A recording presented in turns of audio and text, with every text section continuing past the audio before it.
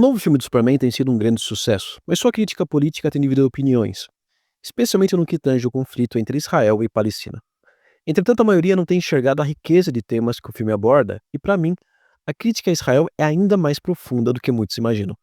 Então, nesse vídeo, eu quero abordar todos os temas que o filme levanta e principalmente como o filme e o personagem estão ligados a Israel.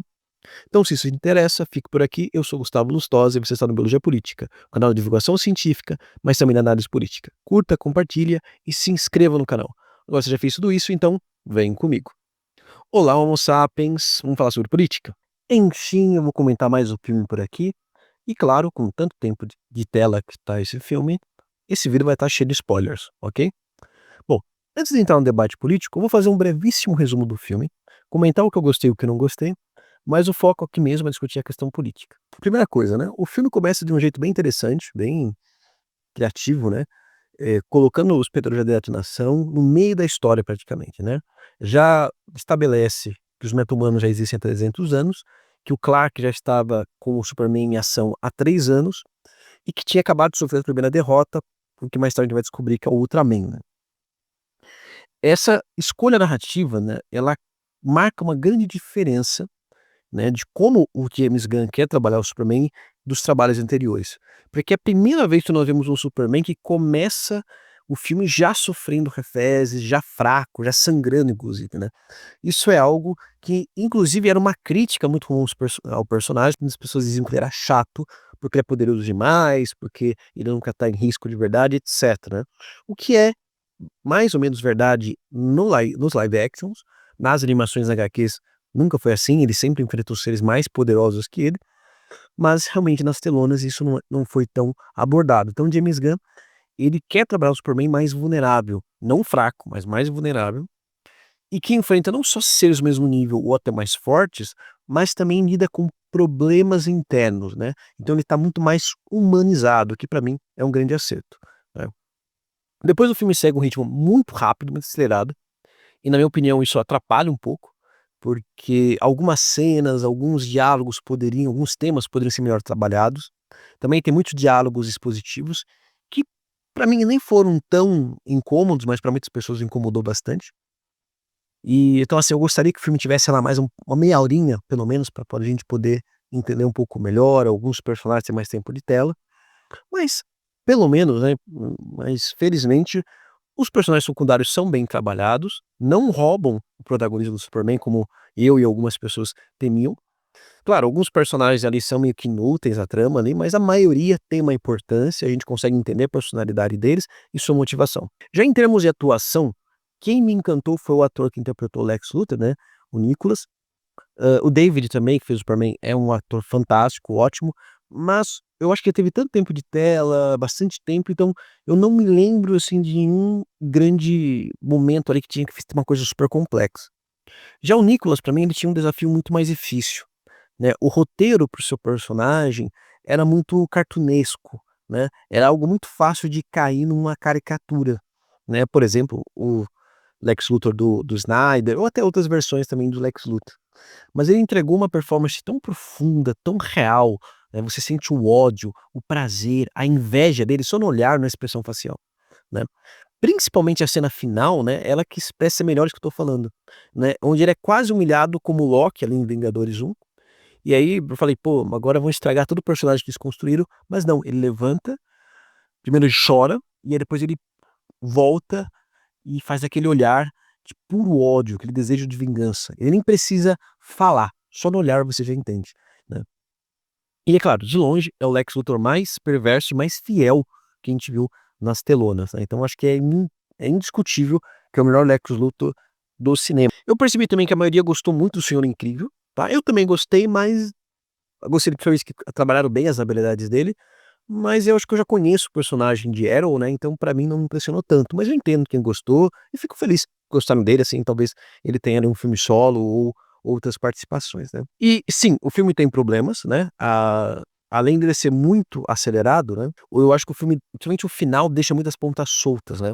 E aí, já que eu falei do Superman, eu acho que é interessante discutir um pouco sobre esse Superman, porque acho que pouca gente reparou, mas é nítido que ele tem alguns problemas psicológicos e comunicação. Porque assim, logo na cena inicial, né, é revelado que ele assistia com frequência aquela mensagem dos pais biológicos, para se acalmar quando algo desse errado. Então ele parece sempre estar precisando ter uma lição de ânimo, de motivação, mesmo para problemas pequenos.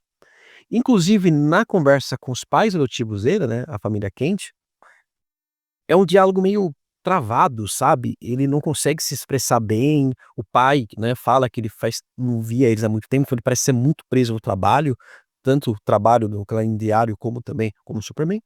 E na entrevista com a Lois, ele demonstra, assim, muita imaturidade emocional, né, ele não suporta críticas, e ele nem mesmo suporta uma simples piada da internet, né, e tanto que ele simplesmente fugiu da conversa, né. E apesar de que no final num discurso lá com o Lex Luthor que ele fala que ele é humano e tal, que é um discurso num papel muito bonito, correto na essência do personagem, ele admite ali que ele nem sempre sabe o que deve fazer, mas que ele simplesmente levanta e faz o que é certo, ou seja, ele admite que ele trabalha e age como herói, mesmo que psicologicamente ele esteja abalado ou confuso, né. Isso é um conceito muito poderoso, muito envolvente, porque é a nossa realidade, mas que me incomodou porque parece que parou por aí, não foi mais trabalhado, sabe, não teve uma solução. E é interessante lembrar que o Superman do Snyder também era assim, né, só que no caso dele era mais claro, né, ainda mais porque ele era depressivo, ele era mais dramático, né. Só que o que me incomodava naquele Superman é que ele não evoluía. Pra mim, embaixo do Superman, ele até retrocede em relação ao filme anterior.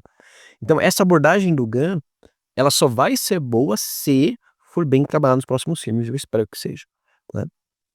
Bom, depois desse resuminho, vamos falar aqui das críticas políticas, mas eu não vou falar ainda da guerra, vou falar de outros temas que eu acho que são bastante interessantes também. Então a primeira grande crítica que eu vejo, fora essa questão da guerra, do filme, é a crítica social às redes sociais.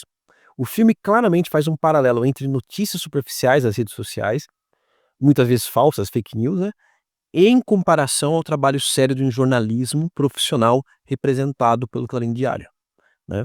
Isso até é uma questão pessoal, nitidamente, porque o Gunn, ele foi cancelado por comentários que ele fez nas redes sociais antigamente, né, inclusive aquele caso lá dos macaquinhos escrevendo besteira na internet, é nitidamente uma crítica ao X, né, ao Twitter. Mas tem um outro detalhe que eu percebi, que, assim, tem muitas cenas, que até muita gente reclamou disso, em que quando surgem monstros ou começam lutas, as pessoas ficam paradas, ou filmando com o celular, como se fosse um show, ou ficam assistindo. E aí muita gente achou isso estranho, outras pessoas justificaram isso dizendo que é porque os meta-humanos existem há 300 anos, então tudo aquilo já virou comum para as pessoas. Essa justificativa faz sentido? Faz, mas eu acho que o filme quis ir além, porque essa cena ela se repete muitas vezes. Então, para mim, o James Gunn quis fazer uma crítica social. Ele quis dizer que nós estamos tão viciados em redes sociais, tão passivos, que nós enxergamos tudo como um espetáculo, né. Igual aquele meme que mostra uma pessoa se afogando e as pessoas em volta, ao invés de ajudar, estão lá gravando, fazendo selfie ou uma live com o celular, né. Então essa cena ela mostra que nós estamos anestesiados pelas redes sociais e não temos força de encarar problemas, com exceção de algumas poucas pessoas. Outro ponto importante é o papel das mulheres nesse filme. Porque felizmente esse filme não coloca a Lois Lane, nem outros personagens femininas, no papel de donzela indefesa ou só pra flertar com o protagonista, né. Algo que ocorria nos filmes anteriores, muitas vezes, até no meu querido Superman do Reeve, tá, mas não dá pra passar pano pra aquilo não. Inclusive eu achei uma análise maravilhosa da Ana Paula, do canal e do perfil do Insta, Narrativa Feminina, tá. Depois vocês podem ir lá ver no canal dela, mas assim, ela fala assim que pra ela, primeiramente, o filme aborda muito a questão do machismo. O filme aborda muito a questão do machismo.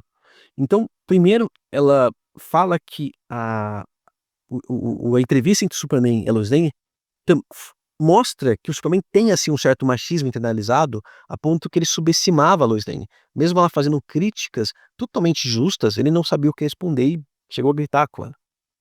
Outro ponto importante, né, é a Mulher Gavião, que mesmo sendo a mais violenta do grupo, a mais B10 do filme, quando ela pega o ditador, ele subestima, falando que ela é fraca, frágil, etc. E é claro, principalmente a Eve, né, que é a namorada do Lex Luthor e a ex do Jimmy Olsen, em que no início você até pensa que ela é um estereótipo de loira burra, superficial e tal, mas no final meio que fica subentendido que ela é a mais inteligente de todas, porque ela estava fingindo tirar selfies justamente sabendo que o Lex Luthor também a subestimava e imaginava que ela só estaria tirando selfies, para pegar provas. E aí quem percebe que aquelas fotos tinham provas, não foi o Jimmy Olsen que recebeu, foi justamente o Lois Lane. Fora que também o próprio Jimmy Olsen é machista com a Eve, porque ele só usa ela, não se importa com a vida dela. E é claro, o Lex Luthor, que é, extremamente misógino, que prende, maltrata as suas namoradas, tá. Então isso inclusive mostra a importância da gente ver análise de diferentes pessoas, de diferentes origens, gêneros, etc, porque permite a gente ter uma análise mais completa, tá. Aproveitando, acho que é interessante abrir um parênteses aqui sobre o Jimmy, né. Porque, assim, muita gente tá comentando nas redes sociais, né, que não entende como é que ele era fazer tanto sucesso com as mulheres, né, que, pô, parece que toda mulher sai correndo atrás dele, mas ele nem é tão bonito assim, isso parece machismo, e principalmente, pô, como que um cara dispensa uma mulher tão linda como a Eve, não sei o quê. E assim, eu entendo a pessoa não gostar disso, eu entendo a pessoa talvez não entender alguma coisa do filme, mas essas 2 demonstram uma certa incompreensão do comportamento humano e não sobre o filme, tá. Então isso me assusta até. Porque vamos lá, primeiro que beleza não é tudo, claro que beleza ajuda muito, mas se o cara tiver lábia, tiver uma boa fama, né, sei lá, dele ser bom na cama, sei lá, ter carisma, ou até outros fatores, podem ajudá-lo a ter sucesso com mulheres e vice-versa também, tá. Inclusive ele é ruivo, talvez, sei lá, por ser algo raro também chamasse atenção. E assim, não tá muito claro qual é a forma que ele trata todas as mulheres, né. Se, por exemplo, ele é mulherengo, né, e também tem uma cena que eu acho que muitas pessoas não entenderam também, que já vou explicar, tá. Mas assim, é importante ter essa diferença, se ele é mulherengo mesmo ou se ele só por algum motivo mulherengo assim, eu falo no sentido de ser aquele cara que objetifica mulheres, sabe, usa e descarta, ou se ele só faz sucesso com mulheres, sabe, sei lá por quê. E aqui é importante que tratar uma coisa, primeiro que isso é baseado nos HQs, ele sempre foi assim. Segundo, que tem 2 cenas que mostram, né, as mulheres interessadas nele. A primeira é lá no Clarim Diário, que as colegas dão um tchauzinho pra ele, mandam um beijo, que pode ser porque elas já conhecem ele, já conversam com ele, sabem alguma coisa sobre ele, então não é necessariamente sobre a beleza. E segundo, foi quando ele tá indo passando numa rua, num beco, pra se encontrar com a Eve. E aí tem um monte de garotas chamando ele: "Oi lindo, vem aqui, não sei o quê". E assim, acho que muita gente não entendeu que aquelas mulheres, como posso explicar? Elas têm a profissão mais antiga do mundo, se é que vocês me entendem. Ou seja, elas estavam chamando ele para um trabalho, era um cliente. Então qualquer pessoa que passasse ali, elas fariam a mesma coisa, ok? Então e aí tem um outro fator, né, se ele é mulherengo não ficou em aberto, mas eu acho que não tanto, porque ele apresentou a Ivy pra mãe dele. Mas se ele for, por exemplo, esse cara, como eu falei, que objetifica e só usa a mulher e joga fora, pode ser justamente que ele não queira ficar com a Ivy, porque ele já conseguiu o que quer. Um personagem que é bem isso é, por exemplo, o Charlie Sheen, desculpa, Charlie Harper, da série Dois Homens e Meio, interpretado pelo Charlie Sheen, que ele podia ficar com a mulher mais linda do mundo e depois de alguns dias ele simplesmente enjoava dela e já queria ir atrás de outra. Isso é uma piada recorrente naquela série e é uma coisa real, tá, infelizmente, que acontece no dia a dia. Eh, Tanto que, por exemplo, tem uma cena que a Lois Lane, depois que a Lois Lane descobre ali o que tá nas selfies da Ivy, ela fala assim: "Ó, sua ex-namorada super gostosa salvou o dia". E aí ele fica confuso e fala assim: "Gostosa?" Tipo, como se pra ele ela não fosse gostosa. Talvez porque ele já ficou com ela outras vezes e não vê ela mais como bonita, talvez porque alguém como ela é comum pra ele. Ou talvez, que é outra possibilidade que eu acho que é mais provável, é que ele não quis ficar com ela porque ela é muito chata, ela é muito irritante, ela é muito carente, talvez ela também tenha algum comportamento tóxico, a gente não sabe. Inclusive, pode ser que ela é tão interessada no Jimmy Olsen porque ele maltrata ela, né, tanto que ela também ficou com o Lex Luthor, que também a maltrata. Então talvez, infelizmente, ela tenha essa tendência de comportamento tóxico. Claro, aqui eu tô tirando de algumas cenas, não dá pra ter certeza. Por que eu digo isso? Porque além dela ficar correndo atrás do Jimmy Olsen, tem aquelas quando eles se encontram naquele beco, ela fala assim: "Nossa, eu tenho que saudade da sua mãe, e pra mim a sua mãe é como fosse minha própria mãe". E aí ele fala meio que sem graça: "Ah, ela também gosta muito de você, mesmo que vocês só se viram uma vez", ou seja, num único encontro ela já tirou toda uma fanfic na cabeça dela. Então talvez seja por isso, não porque ele não tem atração por ela ou coisa parecida, mas isso pode ser melhor explicado no futuro. Mas como eu falei, algo que me incomodou foi o fato dele maltratá-la, ele usá-la, colocá-la em risco e ele em nenhum momento se arrepender disso e tratá-la bem pelo menos. Não precisa ficar com ela, namorar com ela, mas só ter o mínimo de respeito, né. Isso foi uma coisa que me incomodou, que não foi trabalhado. Bom, fecha parênteses, vamos voltar pra análise política que é o importante aqui. Outra coisa que eu achei meio ruim do filme foi como retrataram o governo dos Estados Unidos. Teve um lado bom, que os políticos e militares não foram retratados como verdadeiros idiotas, que faziam tudo que o Lex Luthor queria sem nenhum motivo sólido, como é o caso lá do Batman vs Superman, que o Luthor convenceu um senador colocando uma balinha na boca dele, conseguiu acesso a armas kryptonianas, etc, etc, etc. Aqui os políticos discordam, mostram que têm um certo medo do Superman, mas pensam. Entretanto, ao mesmo tempo, o filme parece que retrata só o Lex Luthor como a origem do mal. Todo mundo que é mal no filme é capanga do Lex Luthor. A gente não vê outros políticos corruptos, outras forças ali, né. Então meio que parece aquela visão romântica de que só algumas poucas pessoinhas são más, se você arranca essas pessoas, tudo vai dar certo, né. Infelizmente, a vida é bem mais complexa que isso. Entretanto, tem alguns personagens ali, alguns políticos que demonstram certo incômodo com a ascensão dos meta-humanos, e alguns acreditam que isso é a base do projeto Cadmus, né, que nas HQs e animações é um projeto do governo que usa engenharia genética para criar armas contra os meta-humanos. Vamos então falar do importante do foco, que é a guerra entre Borávia e Jahanpur. Bom, logo no início, né, do filme começa justamente dizendo que a grande crise começa porque o Superman interviu nessa guerra nesses dois países fictícios e que a Borávia era aliada dos Estados Unidos. E bem, é importante destacar que os dois países são fictícios, a Borávia inclusive foi criada antes de Israel existir, por incrível que pareça, mas as semelhanças entre Borávia e Israel são inegáveis nesse filme. Assim, primeiro que sim, a Borávia tem características de outros países, como Rússia, alguns falaram Azerbaijão, apesar que eu não vi isso, mas ouvi algumas pessoas comentando. Tanto que no filme, no começo do filme, eu tive a impressão que a Borávia seria uma mistura de vários países imperialistas, né. Então, no caso da Rússia seria por causa do sotaque russo, porque é dito que está no leste europeu, e também que o presidente barra ditador da Borávia usou a desculpa de que iria libertar Jahanpur de um governo tirânico, corrupto, que é mais ou menos o que o Putin falou sobre a Ucrânia, né, queria desnazificar o país.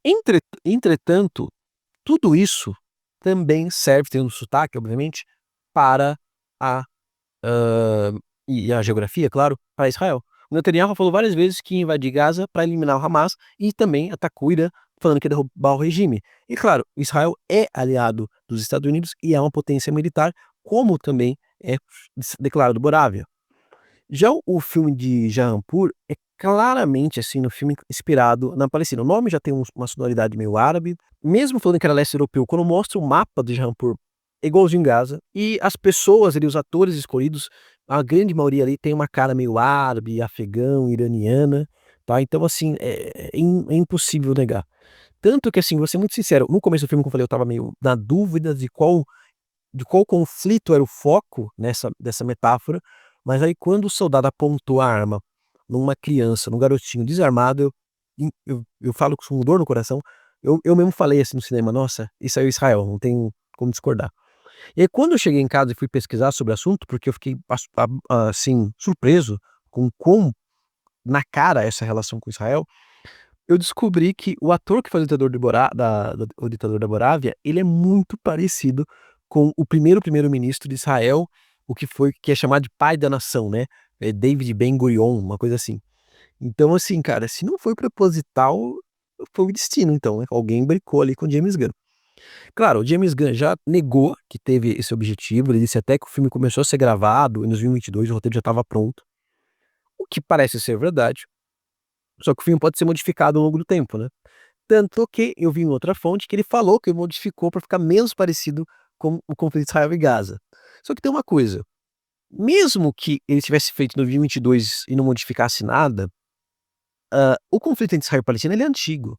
Os ataques a civis é antigo. O medo de Israel invadir de uma vez Gaza, de novo no caso, Gaza e a Cisjordânia, são antigos. Então assim, isso não é algo, eh que mesmo que precisava ter visto o que aconteceu em 2022 para pensar naquilo que ele vê no filme.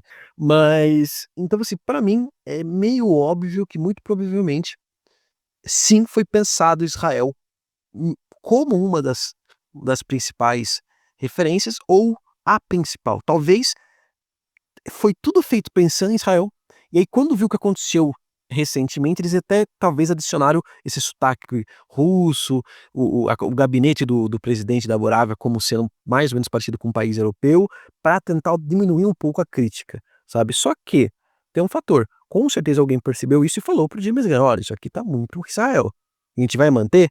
E os caras mantiveram. Eu acho que isso é muito corajoso. E aqui é importante me destacar uma coisa, né, eu acho que a principal crítica, né, a mensagem que ele quer passar com essa imagem é, mesmo num conflito, em conflitos reais, em onde não tem heróis e vilões, há coisas que são justificáveis em qualquer contexto, como o genocídio. Então, nesses casos, a gente tem que se colocar a favor dos civis, mesmo que a gente discorde do regime, porque ser dito novamente sobre Jahanpur que é um regime tirânico, corrupto, coisa parecida, tá. Mas pensando depois no filme como um todo, eu tive uma outra interpretação, quer dizer, eu acho que a relação com Israel é ainda mais profunda. Por quê? O Superman é um personagem criado por 2 judeus. Vale destacar assim, muita gente acha, né, muita gente fala que o Superman é inspirado, é uma alegoria a Jesus. Hoje ele é, mas originalmente ele era uma referência a Moisés e a Sansão. Tanto que a Fortaleza da Solidão é uma alusão à tenda sagrada ou ao templo. O pai dele, Jor-El, tem uma função semelhante a Yahvé.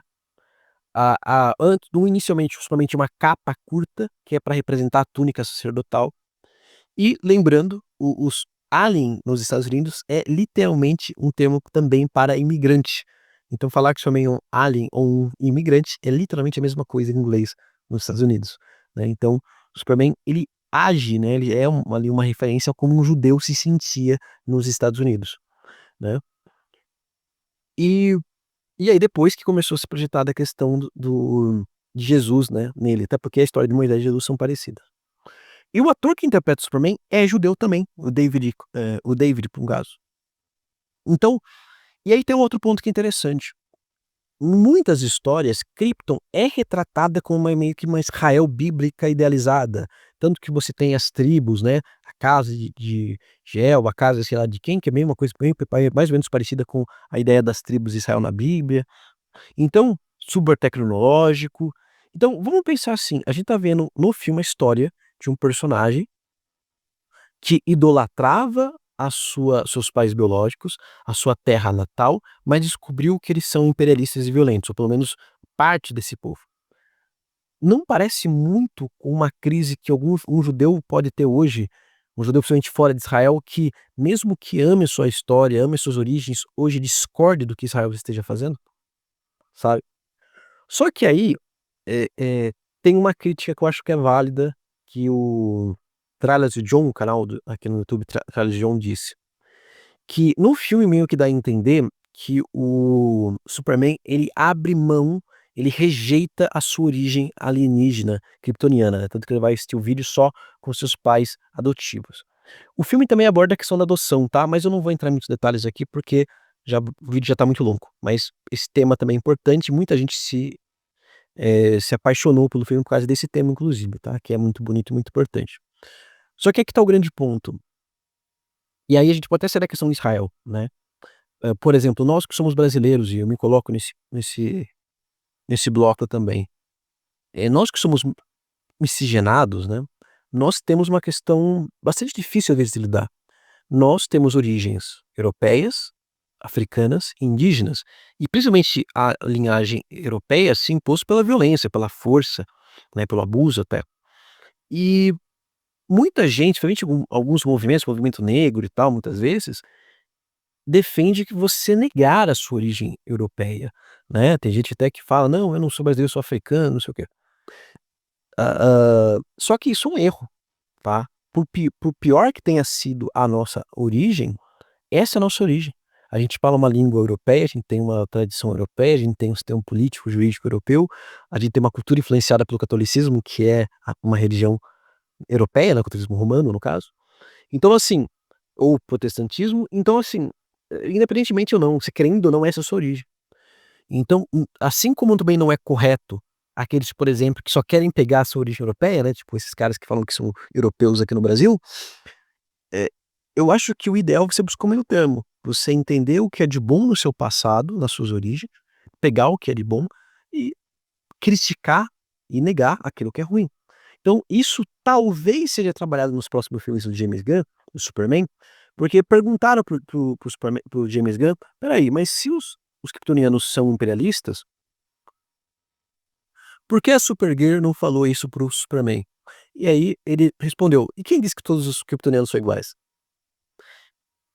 E aí isso é uma coisa interessante, porque então pode ser que o Superman, o Clark, ele rejeite a mensagem, a visão que os seus pais biológicos tinham, mas ele ainda assim admire, ele assim queira, né, também trabalhar com a história, com a cultura, com a tecnologia da sua nação kryptoniana.